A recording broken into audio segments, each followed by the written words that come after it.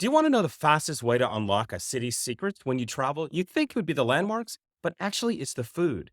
The best stories, the hidden gems, the culture, it's all hidden on a plate. This is why food tours are our favorite tour to take in every city that we go to. And we want to share our tips with you on how to discover the best food tours. Hey, I'm Mark.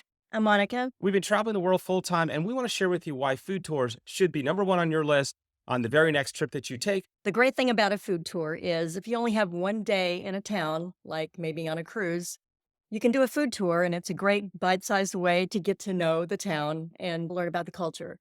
If you're staying longer than a day, maybe a week or longer, start with a food tour and then you'll have places and food that you can go back to again and again. We've been on, I think, how many food tours by this time? Over 60 in Yeah. probably 25 countries. Pretty much everywhere we go, we try to book one. Some of the reasons for it, of course, we talked a little bit about the culture. You get a unique perspective on every place you visit. The food tour isn't really just about the food. You also usually get an incredible walking tour. You meet locals, like minded travelers, and you get incredible recommendations as you go. And there's themes. Sometimes, like we've done a tapas and bar pub crawl. It can be a lot of different things centered around their food and beverages. Normally, it's going to be a walking tour. Normally, it's going to be like 2 to 3 hours. Typically, like we see on the screen, 5 to 7 stops. It's almost always a huge meal or two. So you have to come hungry on a food tour.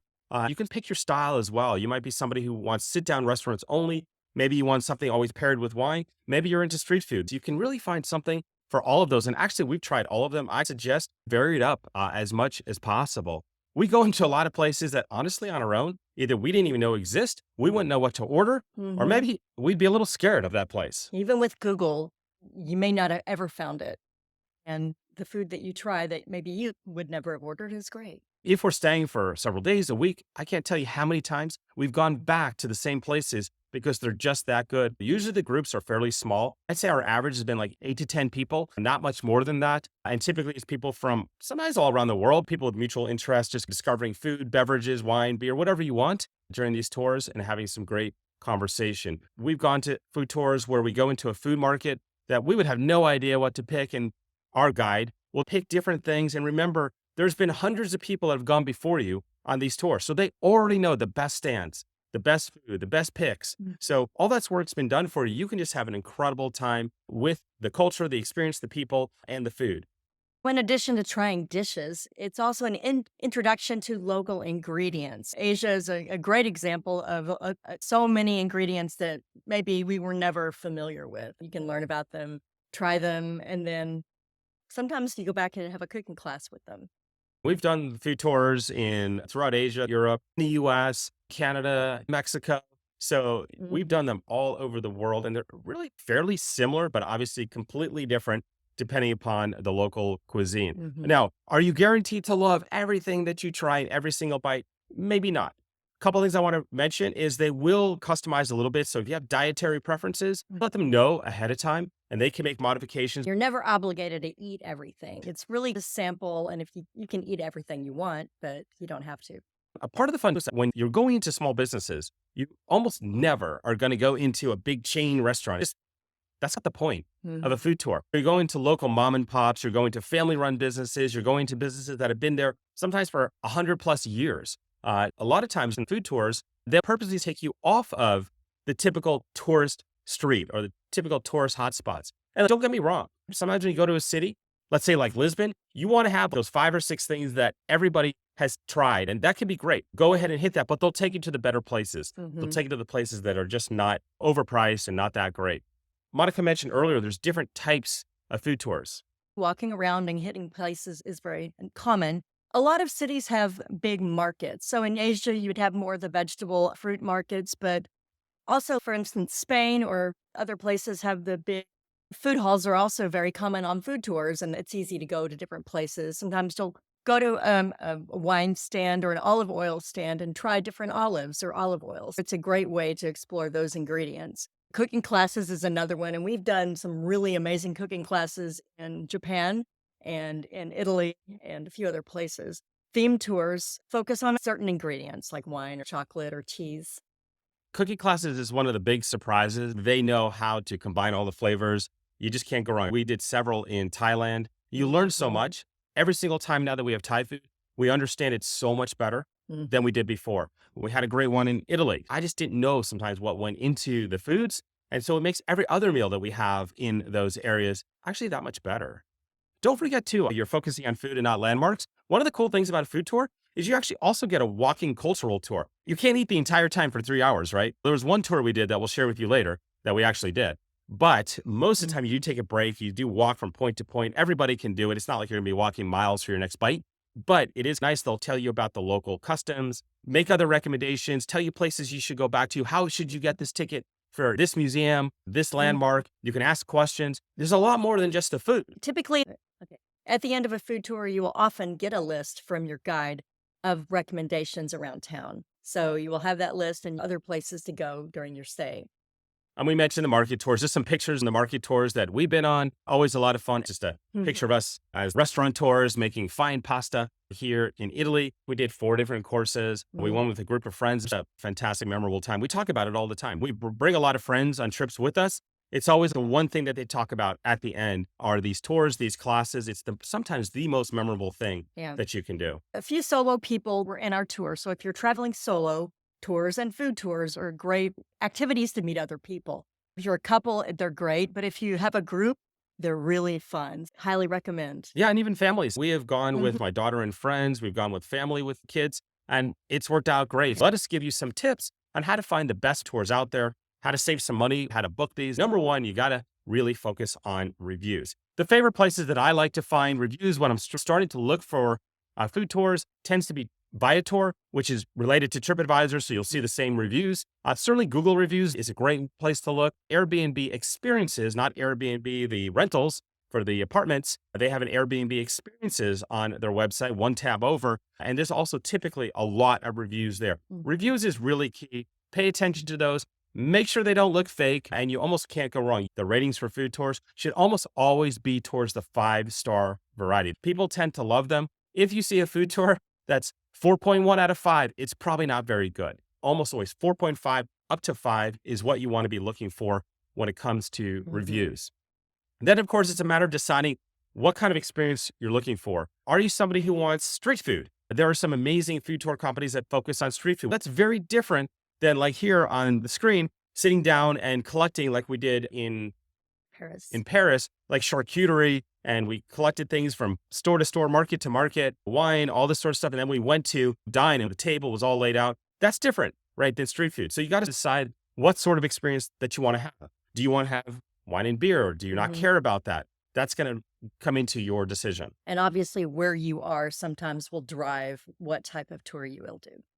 Absolutely book in advance. So many times these will book and sell out. It's only usually 8 to 12 spots. Try to avoid the food tours where they don't tell you the maximum number of people. I don't really enjoy ones where it's 16, 20 people. Mhm. We were once on one in Ljubljana. Yeah. It was still fine, but they decided to take a big group in addition to Monica and myself. This big group, like 14 It's a people in big a family. family. So unfortunately, it was like the two of us and then 14 people who know each other, and all their jokes were funny to them and maybe not so funny to us because we didn't understand them. They were super nice. You don't want a huge group if you can avoid it. A lot of times they'll say max 12, max 8, max 10. Look for that as well and book in advance, because so many times I've tried to book last minute and they're sold out, unfortunately. So where do you find some of the best food tours? The platforms that I would suggest, number one, Viator. And we're going to put some links down below. You can use those links. We'll even put some links to some of the favorite food tours we've taken. Viator and Get Your Guide are two great places to book food tours. Another favorite of mine is going to be Airbnb Experiences. I did put a company down here called No Diet Club, perfectly named. They actually have a number of cities, primarily in Europe, Mm. and they focus on street foods, really affordable, $50 to $75. I recommend them if they happen to operate in a city that you're going to be in. These would be the best places to find tours, and you can't go wrong. And also another little tip for you is make sure the reviews are fairly current. I sometimes will see, let's say, secret food tours. I'm not trying to pick on them, but they'll have a tour in a city and I'll look at the reviews. And the last one I saw was like 2 years ago. I don't know if I would be the next one to jump in on that food tour, just not knowing yet. Maybe somebody new took it over. Mm. Always make sure you should see reviews literally within the last month, last week, Mhm. last few days. Those are the ones. If you are a cruise passenger, you'll sometimes see food tours. I get blown away how awful the prices are from the cruise tours. They're taking the $80 that the food tour charges, and then they'll charge you $160. You don't need to do that. It's very easy to get some transportation to the meeting point.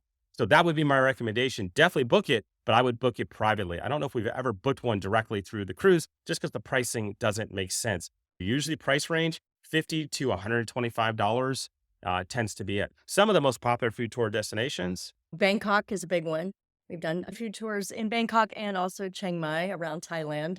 Can't go wrong. Phuket, even Paris. They've got some companies there have multiple different themes of their food And tours in different different areas. areas, Yeah. like Montmartre or the Marais is a big one. Tokyo, we've done ramen tours, literally just ramen, and that was amazing. And we've done Sushi. We made sushi. sushi, We the made street market, food.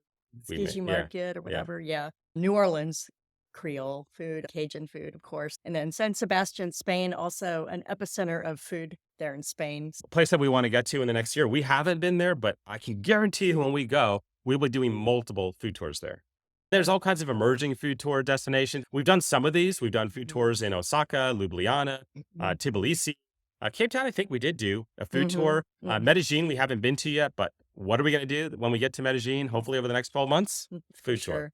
And this picture is in the Republic of Georgia, and it's a meal that we actually helped which was prepare amazing. in a woman's home. So that was a special experience where we did a cooking class in a private home, and then we got to enjoy it. That was very special. Yeah, so she laughed at us the whole time in a kind way as we were fumbling our way through everything. And there was no English being exchanged. It was still the most unique thing we talk about all the time because the entire time she had Grey's Anatomy on TV. So she's looking over our shoulders while we're doing it, watching Grey's Anatomy. It was just one of those totally memorable experiences. We had another one in Georgia where we went out to a family's farm. And again, the mom, right, cooked us an amazing meal with the power out. It was amazing. I couldn't believe that meal.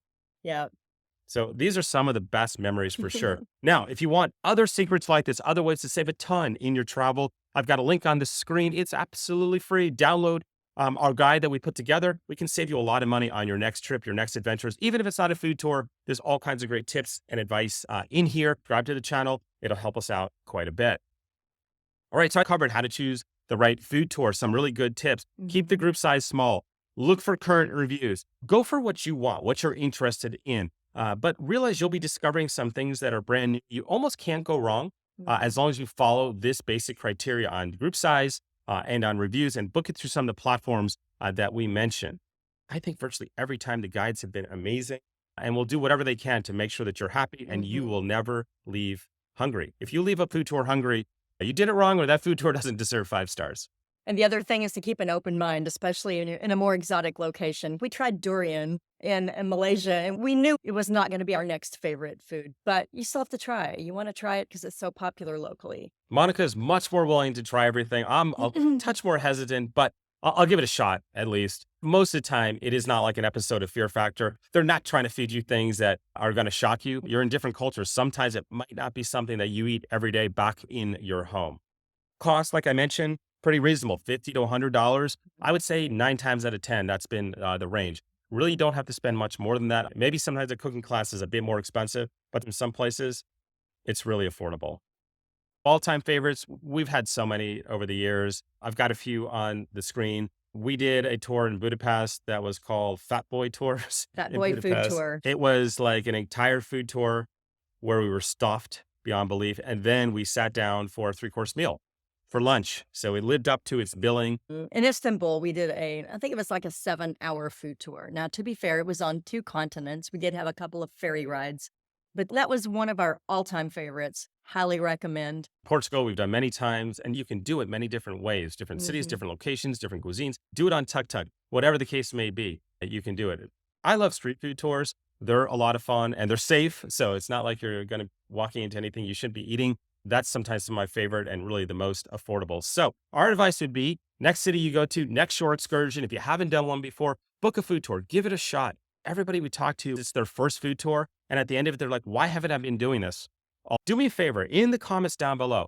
Answer this question. Have you ever taken a food tour? If you have, let us know. Where was your favorite food tour? What city? What was the food tour like? Share that so we can get some good ideas for our next trips, as well as everybody else watching the video.